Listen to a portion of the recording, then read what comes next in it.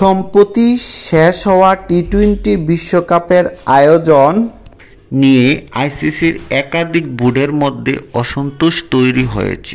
এই নিয়ে এই মাসে অনুষ্ঠেয় আইসিসি সভায় প্রশ্ন তোলা হবে বলে জানা গেছে। যুক্তরাষ্ট্র ও ওয়েস্ট ইন্ডিজের যৌথভাবে আয়োজিত বিশ্বকাপের ফাইনালে দক্ষিণ আফ্রিকাকে হারিয়ে চ্যাম্পিয়ন হয়েছে ভারত। যুক্তরাষ্ট্রের এবারই প্রথম আইসিসির কোনো বৈশ্বিক ট্রফি অনুষ্ঠিত হলো, যদিও গ্রুপ পর্বের পরে সেখানে কোনো ম্যাচ হয়নি। সুপার 8 সেমিফাইনাল ও ফাইনাল হয়েছে ওয়েস্ট ইন্ডিজের বিভিন্ন ভেন্যুতে। ক্রিকেট ভিত্তিক ওয়েবসাইট ক্রিকবাজের এক প্রতিবেদনে বলা হয়েছে, সমাপ্ত এই টুর্নামেন্ট নিয়ে সামনের সভায় প্রশ্ন তুলবে আইসিসির একাধিক সদস্য। নিউ ইয়র্কের নাসাউ কাউন্টি স্টেডিয়াম সহ ওয়েস্ট ইন্ডিজের একাধিক পিচ ব্যাটিংয়ের জন্য বেশ চ্যালেঞ্জিং ছিল। টি-20 আদর্শ বিজ্ঞাপন হতে পারে কি না এমন পিচ বিশ্বকাপ চলার সময় এই নিয়ে বিতর্ক তৈরি হয়। যদিও কঠিন পিচের কারণে ব্যাটে বলের লড়াইয়ে একটা ভারসাম্য ছিল, সেটিও অনেকে মনে করেন। তবে বিশ্বকাপ জুড়ে লজিস্টিক ঝামেলা পোহাতে হয়েছে সংশ্লিষ্ট সবাইকে। যুক্তরাষ্ট্র সহ মোট 7টি দেশে হয়েছে বিশ্বকাপ।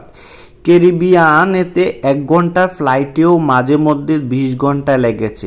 গায়ানায় দ্বিতীয় সেমিফাইনালের পর ফাইনালের ভেন্যু বার্বাডোসে যাওয়ার সরাসরি কোনো ফ্লাইট ছিল না।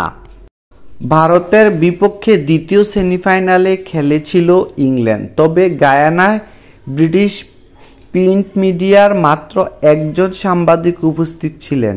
শেষ পর্যন্ত আইসিসি তাদের চার্টার ফ্লাইটে সাংবাদিকদের গায়ানা থেকে বার্বাডোসে আনে। তবে সমর্থকদের স্বাভাবিকভাবেই সেই সৌভাগ্য হয়নি।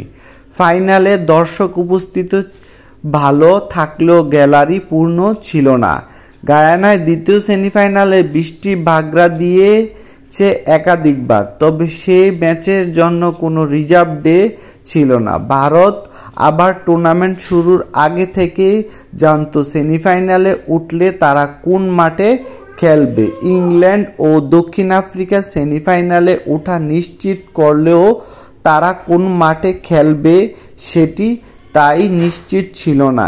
এই নিয়মের সমালোচনাও করেছেন অনেকেই। ভারতীয় উপমহাদেশে বিশেষ করে ভারতের টেলিভিশন দর্শকদের কথা মাথায় রেখে একটি সেমিফাইনাল, ফাইনাল সহ অনেক ম্যাচেই শুরু হয়েছিল স্থানীয় সময় সকাল 10:30। সাধারণত টি-20 ফ্লাড লাইটের নিচে বেশি জমে বলে মনে করেন অনেকেই। ভারতের টেলিভিশন দর্শকদের কথা মাথায় রেখে করা এই সূচি ছাপ ছিল ফাঁকা গ্যালারিতেও।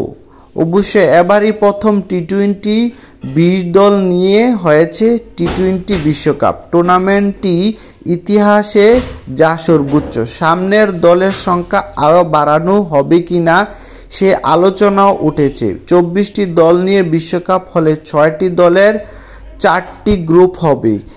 এর মানে ভারতের মতো দলের ম্যাচও একটি বাড়বে, ফলে ব্রডকাস্টদের কাছে সেটি আকর্ষণীয় হবে বলে মনে করা হচ্ছে।